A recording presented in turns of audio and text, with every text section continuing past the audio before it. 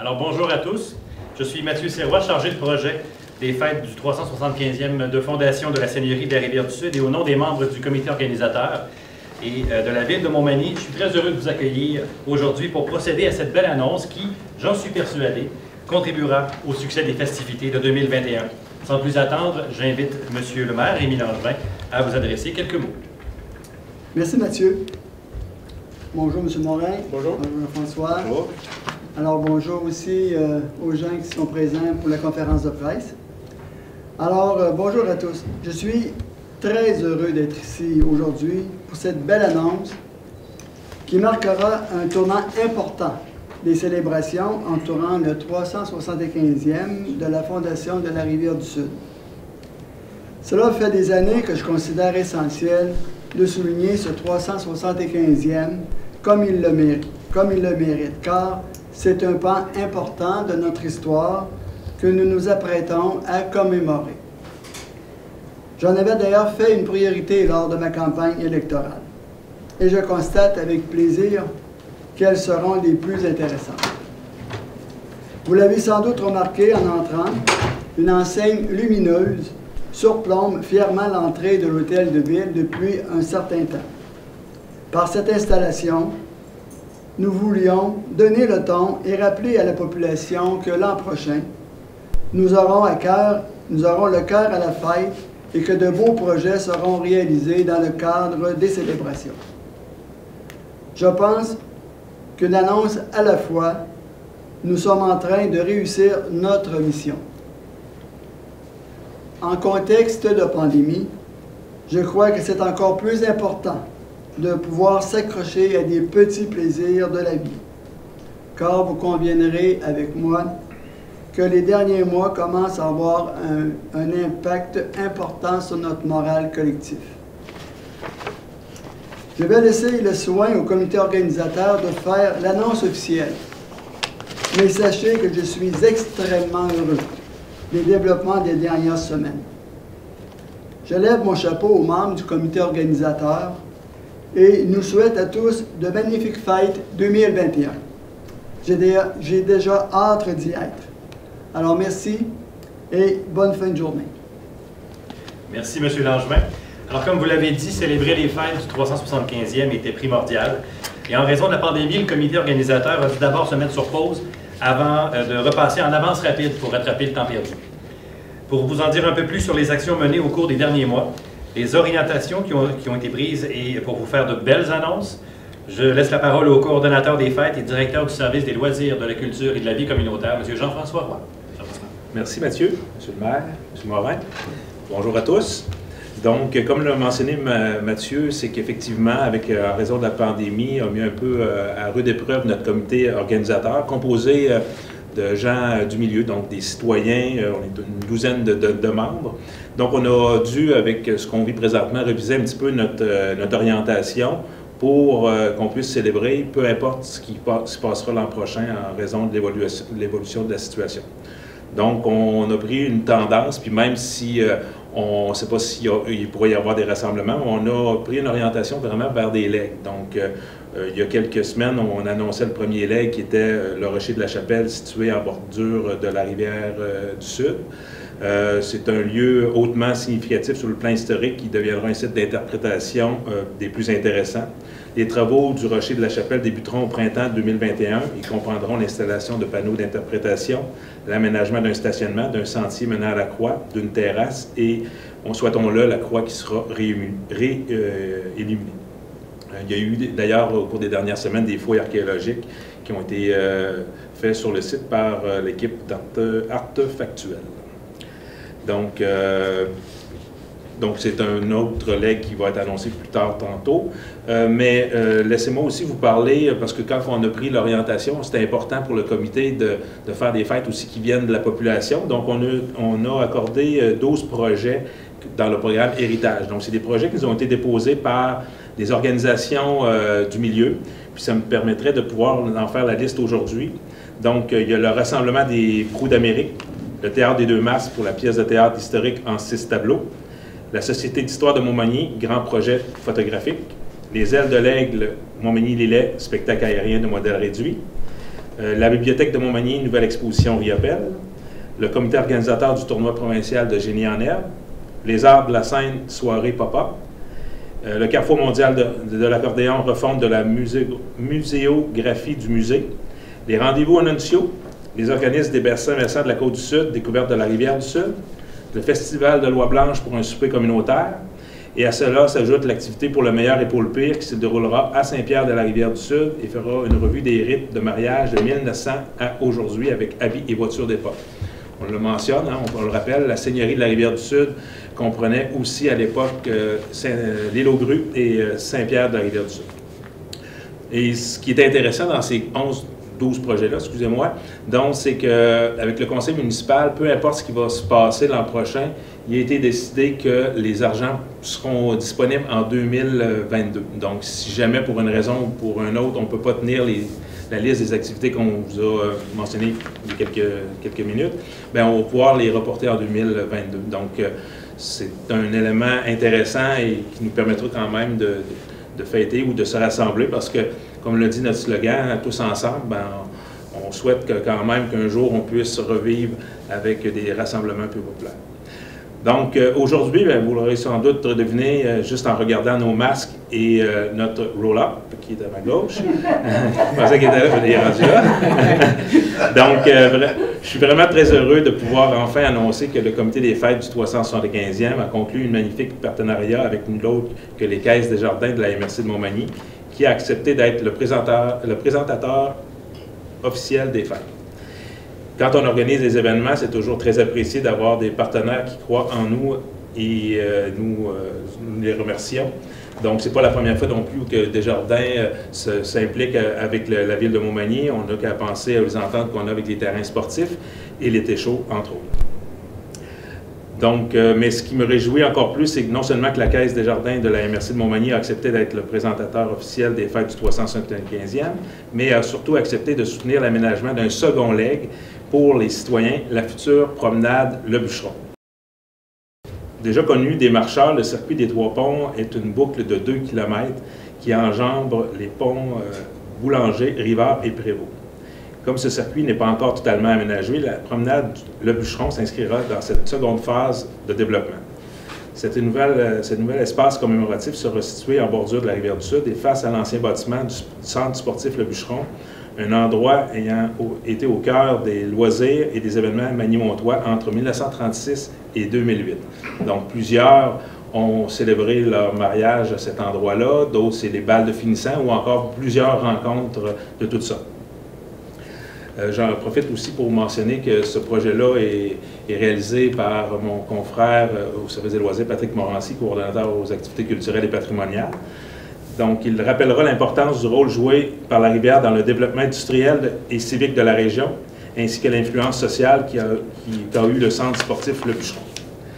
Donc, pour concevoir, réaliser et installer la promenade Le Bûcheron, un appel de projet, excusez-moi, est lancé aujourd'hui même pour recevoir des candidatures de consortium composé d'artistes, d'interprètes du patrimoine et d'architectes du paysage. On voit un petit peu une maquette préliminaire qui avait été réalisée là, par un de nos employés municipaux, pour ne pas le nommer, Gino Dufour. Donc, on a voulu s'inspirer pour lancer l'appel de projet comme ça aujourd'hui. Donc, la date limite pour soumettre une candidature est le 30 novembre 2020. Selon les étapes, le consortium sélectionné par un jury dont la composition est à définir, mais parmi lesquels il serait intéressant de compter sur un représentant de Desjardins, sera annoncé à la fin janvier avec l'objectif que les travaux d'aménagement soient finalisés pour le début de l'été. Donc, tous les détails de l'appel de projet, caractéristiques, critères de sélection, montant accordé, etc. seront disponibles sur la page Internet dédiée aux fêtes au Montmagny ville.montmagny.qc.ca 3/315. Si vous connaissez des personnes susceptibles d'être intéressées par cet appel de projet, n'hésitez pas à leur passer le mot, car plus nous aurons de propositions, plus la promenade Le Bûcheron sera un leg intéressant. Donc voilà, encore une fois, merci à Desjardins. Vous allez voir que nous vivrons un 375e anniversaire mémorable. Merci beaucoup. Simplement, pour ajouter à ce que Jean-François vient de dire, la semaine prochaine, on doit débuter l'aménagement du sentier avec l'installation des futurs bollards. Alors, on ne commence pas à aménager le projet tel qu'il est présenté, mais on va commencer des travaux la semaine prochaine. Alors déjà, on va avoir repris une certaine avance sur la préparation de l'emplacement dont Jean-François fait mention. Merci, messieurs. Donc, comme Jean-François l'a si bien dit, nous avons le grand privilège de pouvoir compter sur l'appui de la Caisse Desjardins de la MRC de Montmagny, non seulement en titre de présentateur officiel des fêtes du 375e, mais également comme partenaire de la future promenade de Bûcheron. Alors, sans plus attendre, je laisse donc au président de l'institution, M. Jean Morin, le soin d'expliquer les raisons ayant convaincu son équipe de soutenir cette belle aventure que représentent les fêtes du 375e de la Seigneurie des Rivières-du-Sud. M. Morin. Merci. Donc, en août dernier, le comité organisateur des fêtes de la 375e de la Seigneurie de la Rivière-du-Sud a approché la caisse de la MRC de Montmagny pour être le partenaire majeur de son événement. Sous quel argument les représentants du comité nous ont-ils abordé? En nous mentionnant tout simplement que Desjardins a maintes fois démontré à quel point le soutien au développement de son milieu et de sa collectivité faisait partie de son ADN. Et ils avaient bien raison. Car nous exprimons haut et fort que nous souhaitons contribuer au développement durable de notre communauté. Nous souhaitons appuyer des projets pérennes qui mettent en valeur notre passé pour définir notre présent et ainsi créer notre couleur.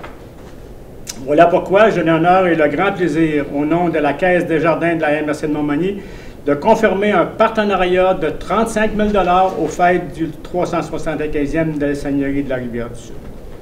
En devenant présentateur officiel des fêtes, les fêtes nous permettent de léguer à la communauté la promenade du Bûcheron, qui sera aménagée à même le circuit des Trois Ponts. Cette place sera située près du site ayant accueilli de 1936 à 2008 le centre sportif Le Bûcheron, à l'origine un club de racketteurs. Un endroit ayant été au cœur des événements magnimontois. Nous souhaitons toucher le cœur des gens en leur permettant de se remémorer quelques souvenirs et les partager avec famille et amis. S'associer aux fêtes du 375e rime aussi avec plaisir, événements et artifices. Bien que le contexte soit difficile pour toutes les festivités en cette période de COVID, nous souhaitons rassembler les gens de notre communauté autour de notre histoire, nos chansons anciennes, les moyens de transport d'époque et les vêtements d'autrefois. Nous souhaitons vivre et faire revivre notre passé à travers des festivités modernes et actuelles. La Caisse Desjardins de la MRC de Montmagny vous témoigne toute sa confiance afin que vous trouviez des façons différentes de mobiliser les gens autour d'un projet tout autant rassembleur que significatif. Nous félicitons d'ailleurs votre innovation à favoriser des activités qui se vivent en famille plutôt qu'en groupe. Nous sommes convaincus que la visibilité que vous nous offrirez sera à la hauteur de notre contribution. Être présentateur officiel des fêtes témoigne de plusieurs de nos ambitions. Je vous en énumère quelques-unes qui, pensons-nous, vont s'incarner à travers les fêtes. Renforcer le sentiment de fierté des Magny-Pontois, se responsabiliser et aider la communauté à le faire pour conserver nos gens chez nous au plus du bonheur, du sentiment d'appartenance et d'un avenir prometteur. Enrichir et vitaliser le rayonnement de notre communauté. C'est extraordinaire d'atteindre 375 ans pour une organisation. Nous souhaitons chaleureusement que les gens de notre communauté pourront s'amuser, se détendre et apprécier les fêtes à la hauteur de vos ambitions. Merci. Merci beaucoup. Merci. Merci, M. Morin. Votre partenariat est grandement apprécié et je suis convaincu qu'on va avoir l'occasion de se revoir bientôt pour procéder à d'autres belles annonces relatives aux fêtes. Donc, genre des médias, c'est maintenant le moment de la période de questions. Alors, je vous laisse commencer, Maria? Non, je n'ai pas de question. OK. Le montant de 35 000 $, c'est combien qui va aller pour la promenade du Bûcheron et pour le reste, dans le fond, la ventilation du 35 000 $? 25 000 $ va sur le projet de ligue promenade du Bûcheron et 10 000 $ pour l'ensemble des festivités qu'on aura l'an prochain. Qu'est-ce qui a changé par rapport à la COVID? Je veux dire, est-ce qu'on a commencé à changer le programme? Parce qu'on ne sait pas quand ça va se terminer, là. On s'entend. Je peux improviser un peu. C'est qu'au départ, il y avait des événements qui étaient prévus, mais avec la COVID, comme on ne peut pas assurer de tenir des grands rassemblements, bien, le comité a travaillé beaucoup pour se renouveler en pensant plus à laisser des règles. En gros, c'est pas mal ça, je pense. Ouais. Que...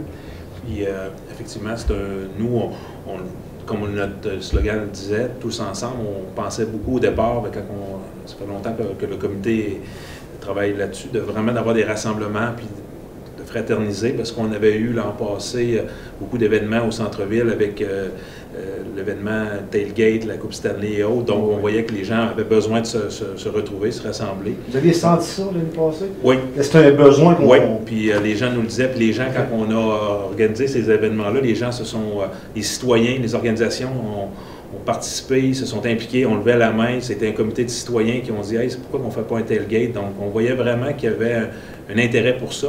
Donc, c'est un peu ce qui nous a donné notre alignement au départ. Mais là, avec tout ce qu'on vit, on a encore des activités qui sont prévues de rassemblement, mais on les met en stand-by. En stand-by, ou encore reportées peut-être un peu plus tard à l'automne, parce que l'automne 2021 sera quand même dans les années, je veux dire, ça sera quand même l'année de fête, ou sinon 2022, on a une très belle ouverture du conseil municipal pour que les argents soient conservés.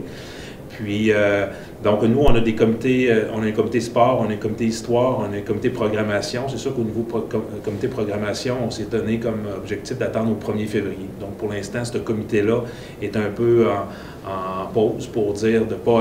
parce que pour l'instant, il n'y a rien qui nous indique qu'on pourrait faire un spectacle, un événement X. Donc, pourtant, il y avait une belle programmation qui était proposée. Donc, on a mis vraiment ça sur pause pour l'instant.